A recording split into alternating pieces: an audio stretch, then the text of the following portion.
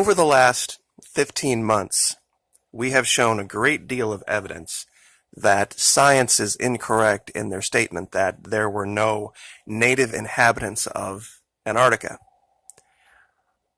Remains of buildings, remains of ancient beasts, different things that we can show that there was some type of a culture down here, doesn't necessarily prove that whoever might have built those were native to the region. There is, however, one piece of evidence that you can show that in almost every single case around the globe historically shows native inhabitants. It has to do with how ancient man treated their dead. I have found something in Antarctica, and it's very, very close to a lot of other things, some very important things, that shows this. There have been pictures taken for many years of these ancient burial mounds. They're all over Ohio. They're all over Kentucky. They have all sorts of different shapes, but this particular shape I would like to show you, conical. It does resemble sometimes natural formations like calderas and volcanoes, but what I'm going to show you today and where it is and the things around it will prove definitively that we have found an ancient burial mound in Antarctica. And I personally believe with an epitaph and a marker. Just wanted to show a couple of these just so everyone can. This is one from Mars, by the way. Now, this one you could probably debate because there's 160 in the region on Mars just like it. It doesn't necessarily have the hallmarks of burial mounds, but this particular one is very curious. I wouldn't dismiss it out of hand. But let me show you what we found in Antarctica and why I think it is so important. It ties in with another location. And when you see it, it's all going to make perfect sense. Now the problem that I had, the reason I didn't see this, is because of the weird angle the picture was taken from the satellite. Do you guys remember me talking about this script up here and trying to figure out what it meant? Well, there was this weird V that was either a V or it was pointing at something. And when I went down the side of the mountain, and that's the key here, you're looking at the side of a mountain. Look what I found. This perfect conical shape burial mound. This is very clearly evidence that whoever built this was native to the region, because travelers wouldn't have done this. Nobody passes through an area, loses a member, and then just creates something like this in a foreign land.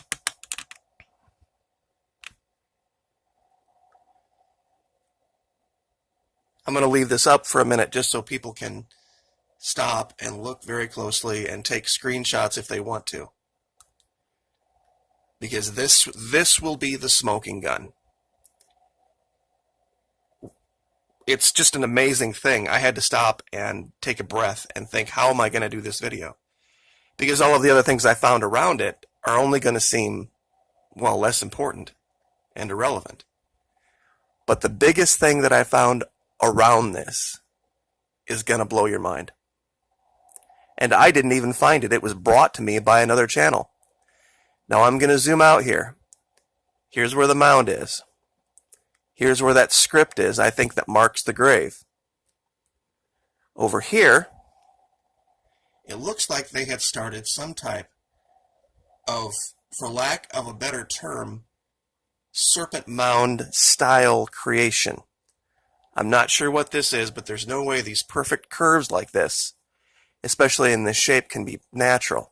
But that's not the big find. I'm going to zoom out even farther and show you what is right next to it. Who remembers this?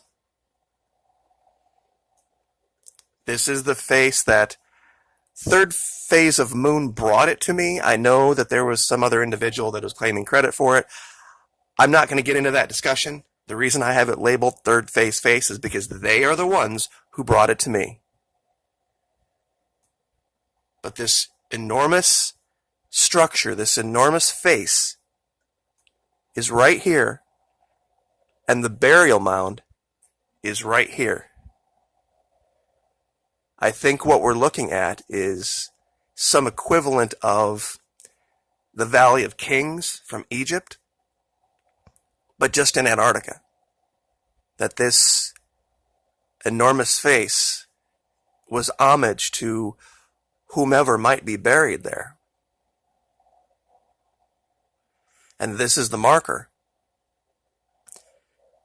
Now, this area might have looked very, very different before whatever cataclysm hit. What brought me to this region originally was this. It looks very much like frozen in the ice, one of those giant plesiosaur-style animals.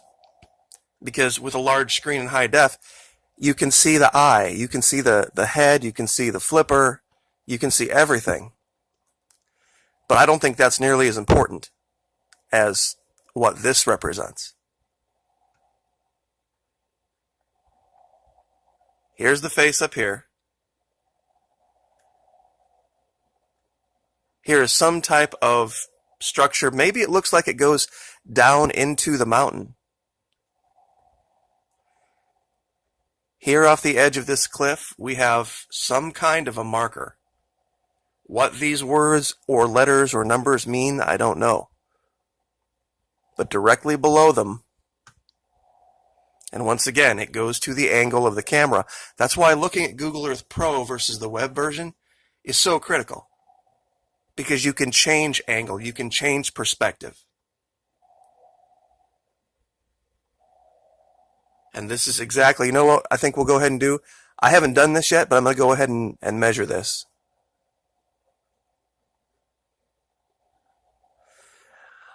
All right, top to bottom in meters.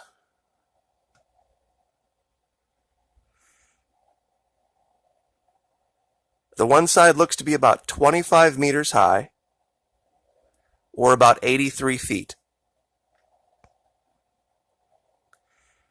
Across the base, and these are just estimates here.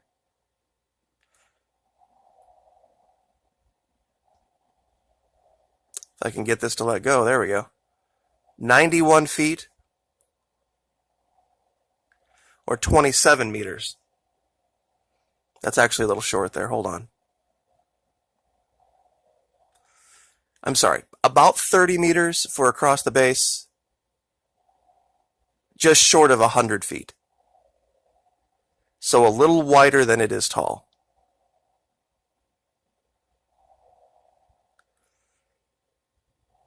This civilized people bury their dead. There have been peoples that have lived for millennia that never did such things. No evidence that they did such things.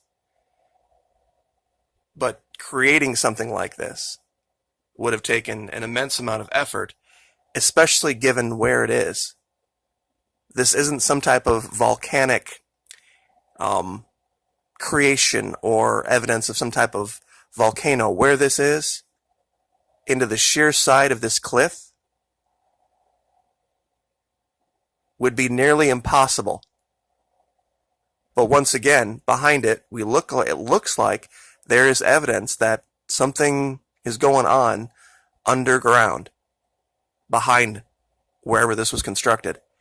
And when we look over here, I didn't really mark it, but there's some type of rectangular wall structure. I don't know what it is. I don't know what that means, but I do know what this means. Inside this cone, more than likely, is an ancient leader of, I don't even know what to call the people, because clearly they wouldn't have called themselves Antarcticans. I don't think they would have called themselves Magellanicans, because that was something given by the Europeans. I've heard the term Lemurians, Agarthians. I'm just not sure. But we're going to keep looking, because there is now clear, undeniable evidence of civilization that had writing, civilization that honored its dead, civilization that built homes, very advanced culture. We've shown evidence of ports, we've shown evidence of shipping. So I will let you guys look at this. I will, of course, give you all of these locations. Real quick, just in the region, found evidence of some type of near-perfect triangular structure down here, like we've seen so many times. Over here, I don't know how you look at this entry into the ice with this perfect U, or I guess perhaps C shape, depending on how you would look at it, as anything other than a creation of some type of intelligence. And there are more nearby, as you can see. These are very clearly created. And if this were for humans or humanoid type people, two-legged people, walking in and out, I'll do a quick measurement on this for you.